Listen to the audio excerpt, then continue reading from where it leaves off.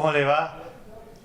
Agenda Rosario comienza un nuevo programa y hoy para presentarle a alguien muy especial, para mí por lo menos. Una persona que quiero mucho y aparte tiene que ver con nuestro ambiente, con el periodismo. Que compartimos otros programas, otra actividad que es la de investigar, la que es de trabajar para llevar la información todos los días a su casa.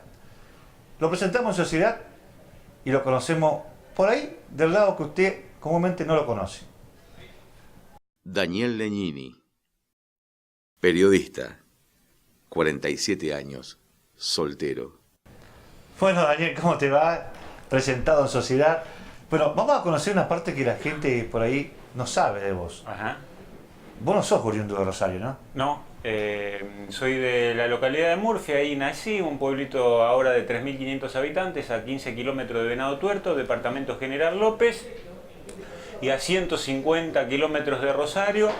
Me vine por el año 82 o 83, apenas había terminado el colegio secundario. Ahora, Murphy, ¿cuántos habitantes tiene, viste? 3.500. 3.500. Sí. ¿Y ahí que hay? Hay escuela primaria, secundaria y mucho fútbol. Hay mucho fútbol, así que sí, estudié, hice la primaria, hice la secundaria, pero por sobre todas las cosas, en mi caso, jugué al fútbol.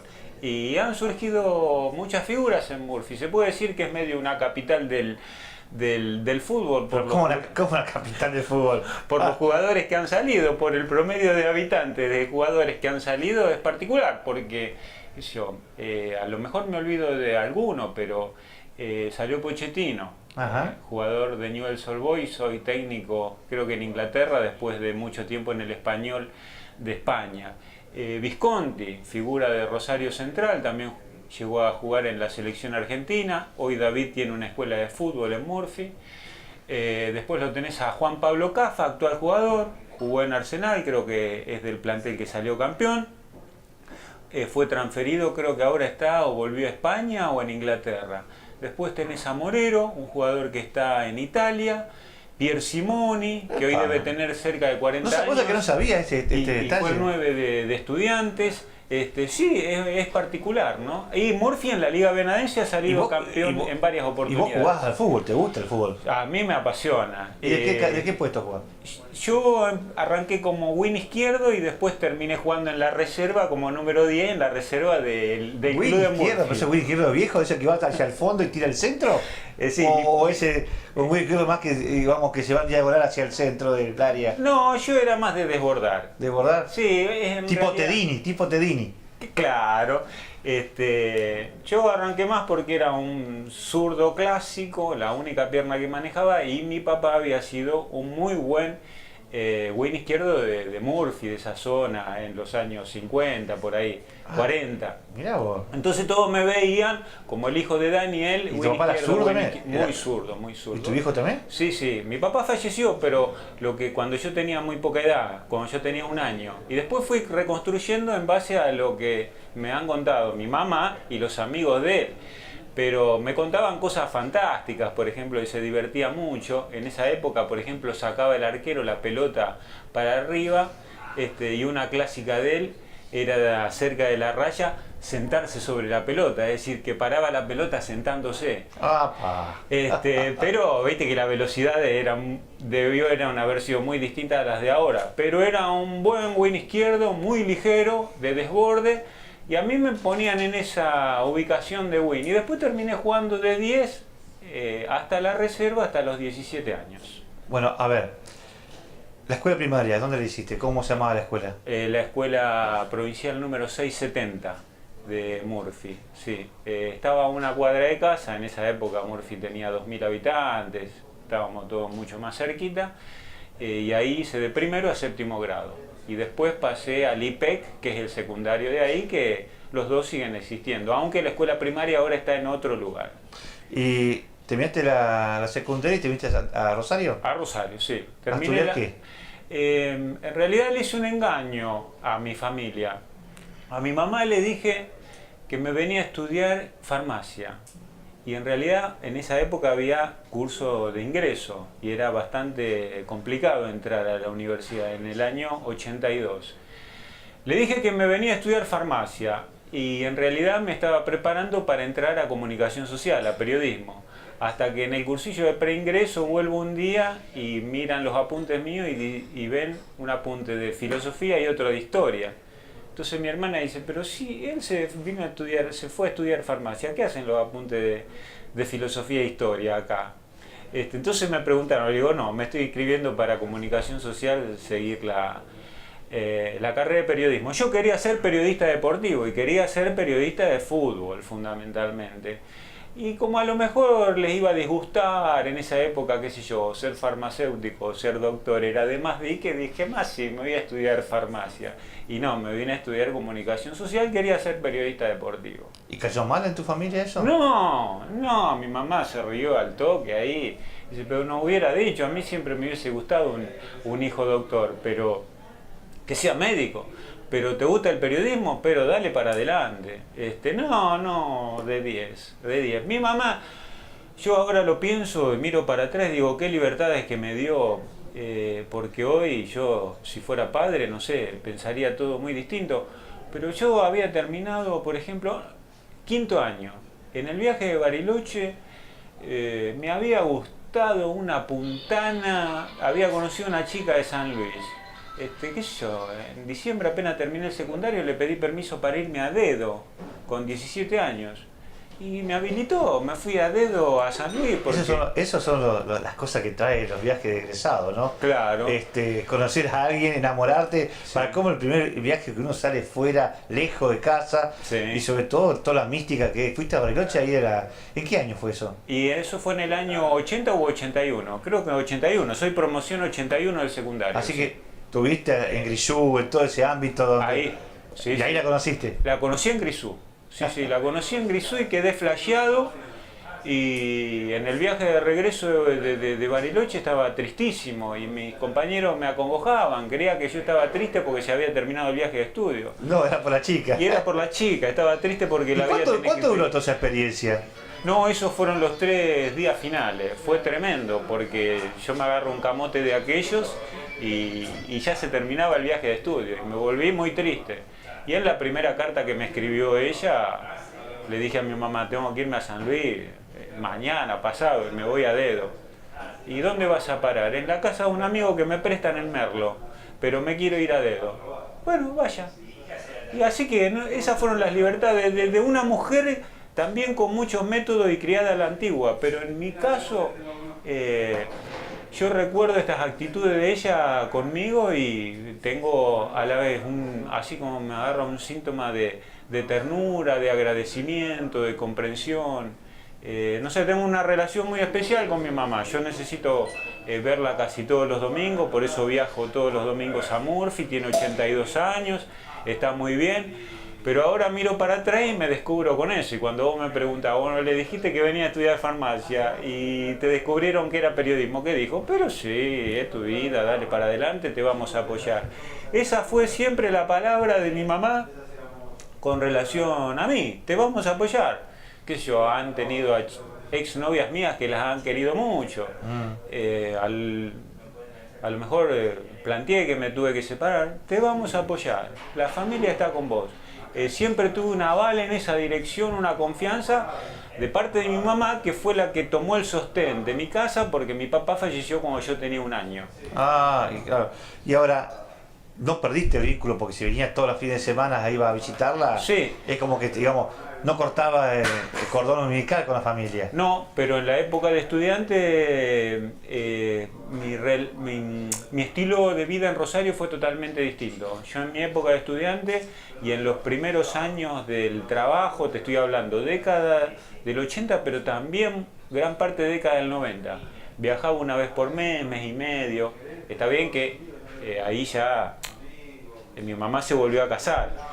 Y vivió con su esposo, todo bien, pero yo no las visitaba tan seguidamente. Hoy viajo todos los fines de semana. Tengo tiempo, mi situación es distinta, tengo un trabajo a lo mejor más seguro, me permite tomarme un poquito más de descanso, mi licencia, no tengo grandes aspiraciones, entonces, y uno descubre también la importancia de los vínculos. ¿Y estudiaba y trabajaba a la vez? Sí. ¿En qué? Sí. Yo mientras estudié comunicación social, arranca el vespertino Democracia, Me acá en acuerdo, Rosario. sí, democracia. En el año 83, con la apertura democrática, empiezo a trabajar ahí. Y me apasiona el diario. ¿Y el director quién era? Y ahí el jefe de redacción era Brisaboa. Luis Aboga. Después había 3 secretarios de redacción: Carlitos Muth, Sí. Raúl Rey y Carlos Bustos. Esos 4 eran los que nos dirigían. Y los 4 más o menos me vieron bien apenas arranqué, a pesar de que yo escribía muy lento con la máquina de escribir. Y me aceptaron. Me vieron con más voluntad que conocimiento y me permitieron que siga para adelante. Así que estuve un año más o menos trabajando en democracia y estudiando comunicación social. Y después dejo definitivamente comunicación social y me enfrasco en la profesión y me gustó. Después cierra el diario Democracia, pido permiso para entrar a LT8 que recién se había privatizado, que sí que Pero no vaya tan rápido, esperá, no vaya tan rápido porque me decís, dejo de estudiar. ¿No, Sí. ¿No terminaste la carrera? No, el segundo año dejé. Dejé comunicación social porque estaba apasionado con el diario Y ya y vivía dentro del era diario. autodidacta, digamos, periodista autodidacta. Ya la pasión Estaba de ahí. estar trabajando ya te estaba. Aparte de la universidad de la calle, ¿no? Sí, Porque te enseña mucho más que a veces lo que aprendés en la escuela, más allá que tener la parte teórica, pero la práctica, Claro. lo que uno hace cotidianamente, sí. te va, digamos, empapando de cosas y de tecnicismo que por ahí, cuando salís de la escuela, salís con el título, pero es todo distinto cuando empezás a trabajar. Claro. Tenés que arrancar de cero, te dicen, porque no es lo mismo Ujú. por ahí la bohemia o lo que te enseñan, que es todo muy lírico, pero cuando vos vas a la práctica hay otra realidad totalmente distinta. Claro. Y en esa época el diario empieza una experiencia que no le dio fruto, pero Democracia, después de ser vespertino, se transforma en matutino y vespertino. Y ya ahí quise vivir adentro de la redacción y me enfrasqué ahí. Bueno, vamos a hacer una pequeña pausita, porque vamos a disfrutar también este lugar precioso que estamos aquí en Embajada de España. La verdad, disfrutando un rico café, pero antes comimos una rica boga, así que vamos a una pausa y ya venimos, ¿eh? Complejo Polideportivo ANSAP. 3 piletas, hotel, canchas de deportes. Complejo ANSAP te espera en familia. Todos los martes en Indumentaria, aprovecha hasta un 30% de descuento más 3 cuotas sin interés con las tarjetas de crédito del nuevo Banco de Santa Fe. Círculo Policial de Oficiales, Asociación Mutual de la Provincia de Santa Fe, beneficios en salud, turismo y hotelería, deportes, ayudas económicas, créditos para emprendedores, servicios para policías sin distinción de jerarquía, jubilados y pensionados provinciales y empleados públicos. Asóciese, estamos abiertos a toda la comunidad. AMSAP, Asociación Mutual de Suboficiales y Agentes de la Policía de la Provincia de Santa Fe, la mayor institución de servicios de la provincia, ahora abierta a toda la comunidad. Disfrute mucho más integrándose a una gran mutual. AMSAP, Suipacha 2463, teléfono 455-3575, Santa Fe.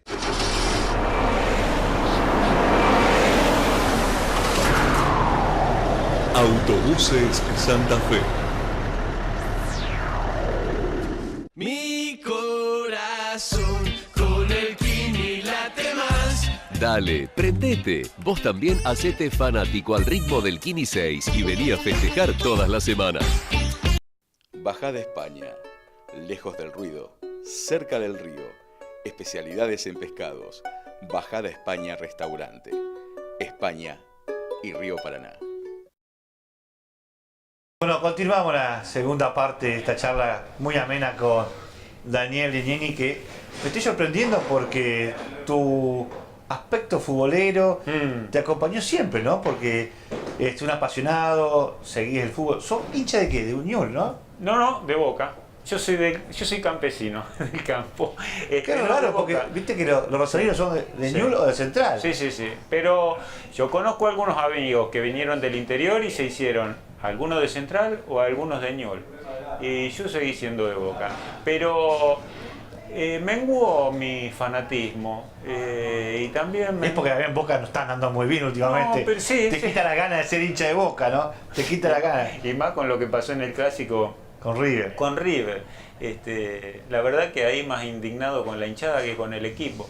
Pero uno lo vive con otro corazón. Lo he ido a ver a Boca acá cuando vino a jugar con Newell's, con Central, pero qué sé yo, ya sin tanta pasión. Bueno, volvamos al tema laboral. Sí. Me decía que estuviste en Democracia hasta que se cerró, Sí. o se cambió, digamos, como matutino, pero vos querías hacer radio, ¿no? Sí, no había opción. Y tenía algunos amigos que me habían quedado de Democracia, que habían pasado en la privatizada LT8. Raúl López Macía me dio una gran mano y me permitieron entrar al LT8. Y en el LT8 empecé siendo productor, coordinador. En aquella época se le decía más coordinador que productor. Y ahí hice 2 años y después arranqué con una etapa que fue distintiva. Ahí ya conocí al que después medio fue mi maestro en el periodismo. De un día para el otro me dicen de ser el móvil de Evaristo Monti, y ahí apenas me lo propusieron. Yo no hacía micrófono, obviamente, aparte tenía 23 años. Me dicen, ¿no querés ser el móvil de Monti? Que deja a Susana Tealdi, necesitamos un movilero para mañana. Y ahí dije que sí.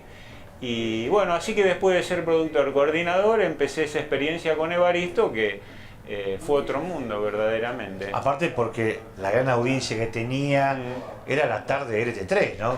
De LT8. De LT8, perdón. De LT8. De LT8. Era la mañana y la tarde de LT8, porque arrancábamos en el programa de la mañana, que iba de 8 a 10 y cuarto. Y después a la tarde, Monti iba con la tarde de 16 a 20. Así que era vivir para el laburo, eso sí, porque en el mediodía no se descansaba, siempre tenías un llamado de Evaristo, anda para acá o tal lugar, lo damos a la tarde, che, se armó el lío en tal lugar, andate para allá. Así que yo estaba con el vehículo, con el móvil, conmigo. Y era día y noche, día y tarde, era jornada completa. Con una personalidad tan especial como Evaristo, que era de exigencia suprema. ¿Y ese qué año era? Y yo hice el móvil de Evaristo desde el 86 hasta el 94, 8 años. 8 años. Primero en LT8 y después en LT3. Ahora, ¿cómo se vivía eso? Porque realmente ser parte del equipo, que recordame los nombres que acompañaban en ese momento a Evaristo, eran todas figuras que digamos, se destacaban porque comenzaba el programa de Evaristo y se paralizaba, sobre todo la parte política, y la sociedad también acompañaba con la audiencia. Sí, porque en aquella época, en el 86 todavía, no sé si habían aparecido las FM. Lo que yo sí recuerdo que después hay 3 FM, que son las DLT3 y 2 más. No sé si había aparecido ya la DLT8, pero... y no estaba la televisión a la tarde. Así que vos tenías los talleres de costurera, los talleres mecánicos, era todo el mundo escuchando Evaristo. Vos parabas en un semáforo y por ahí con las salidas, las ocurrencias, te reías, ¿viste? Y mirabas para los costados y el taxista te decía, no se puede creer lo que está diciendo. Así que era el fiscal de la provincia de Santa Fe y de Rosario también. Era una audiencia suprema. Yo recuerdo algunas mediciones. Evaristo me ha separado, por ejemplo, yo que estaba siempre en el móvil, pero recuerdo una tarde que me dijo, vení, vamos a tomar un café, paramos un poco que tengo las mediciones. ¿Viste lo que nos dieron? No, ¿qué nos dieron? 63%, esto es una cosa de loco. Así que tenías una medición de que cada 10 radios encendidas en Rosario, 6 estaban con Evaristo.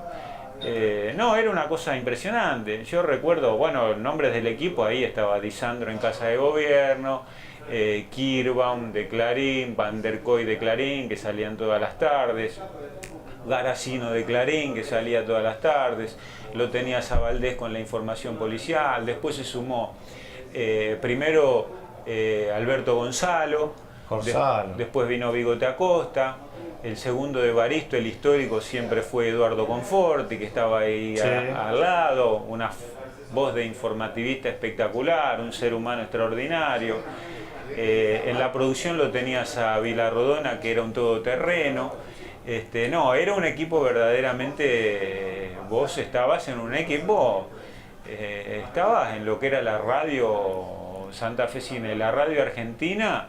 Estabas en un equipo de primera. Para mí Monti fue el mejor charlista que tuvo la radiofonía de lo que yo conozco de los últimos 30, 40 años. No, pero aparte, a ver, manejaba los tiempos. Esas pausas que a veces decía antirradio. Claro.